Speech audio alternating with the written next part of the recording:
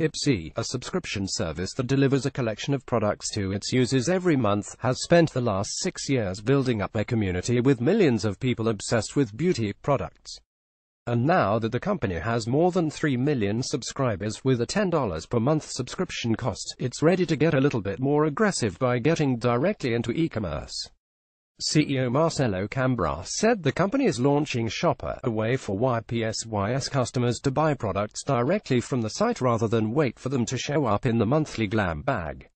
Now, instead of just waiting for the 5 beauty products in the mail every month, its users will be able to buy products from a myriad of brands on the site directly, opening up a much wider swath of the beauty industry to Ipsy, which last raised $100 million about 2 years ago. We've never envisioned ourselves as a subscription service, we envisioned ourselves as a disruptive beauty community, Cambra said. Our mission is to inspire individuals around the world to express the unique beauty. Everything we do is about self-expression. The glam bag and everything else has all been super personalized from the beginning. When I came up with the name for the company, the legal name, it was Personalized Beauty Discovery Inc. It was always meant to be about personalized beauty. And this kind of move is not only inspired by the opportunity to get into e-commerce but the company's ability to build a very robust understanding of who actually uses Ipsy and how to grow. Each month, the company produces more than 10,000 variations of its glam bags based on the recommendations it generates from the hundreds of data points from its users. That's meant Ipsy has had to build out a big team focused on machine learning as it looks to chase the demands of its users before they even realize they want certain products. There's a lot of lip service around data, and I think even for us in the first 2 years, we talked a lot about data, Cambra said. We've made huge investments in it. For the very beginning we've had a quiz. Most people who take the quiz connect the Facebook accounts. We have hundreds of specific data points. People want to give us the data because they want us to give them better products. We get over 5 million product reviews every month.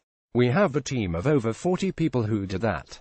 If we do a good job, customers stay with us a lot longer, and they're likely to tell their friends how great Ipsy is. Ipsy also said it will be divesting M Cosmetics, a brand led by co-founder Michelle Phan, as it looks to be more of a neutral party where brands can come and get the products into the hands of users.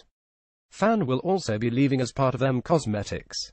Rather than building direct-to-consumer brands, Cambra said it wants to utilize its massive community of 8,000 influencers to help brands more effectively reach customers, whether they are well-known or emerging brands that are looking to get the start. All this is an effort to tap a growing audience of beauty enthusiasts that aren't just going to malls and retailers to pick up the products. As Ipsy looks to grow, it's going to lean heavily on that word of mouth and keep its cost of customer acquisition low. With millions of users paying $10 a month, it has the leeway to heavily invest in this new emerging business. But it also has to be careful not to fall into the trap of emerging consumer brands that end up aggressively spending to expand into new markets, especially ones that are outside of the sweet spot, which is often urban markets. Ipsy, however, has always had a big following in Middle America and is able to grow in multiple markets outside of just the urban bubble, Cambra said. We've never been an urban company, he said. We do over-index in beauty enthusiasts and people who really see beauty as a way to express themselves. There may be less the beauty traditionalists, and maybe that's why we're a little less popular in the coasts. It's not even about targeting, it's about who's really gravitated to our service. It's people who are really into self-expression, but it's not really been a coastal thing. Our base state is pretty stable, very representative of the whole country.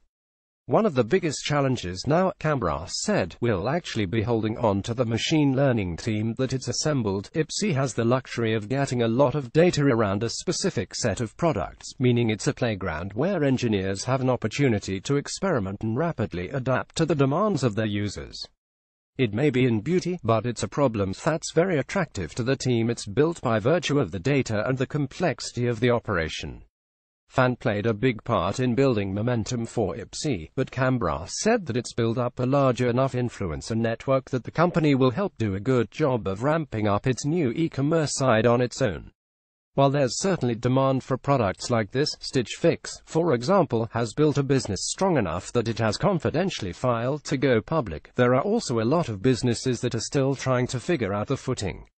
But with a robust customer base, Cambras is hoping that Ipsy will be able to target a market it's always expected to go after at some point, and that now is the right time.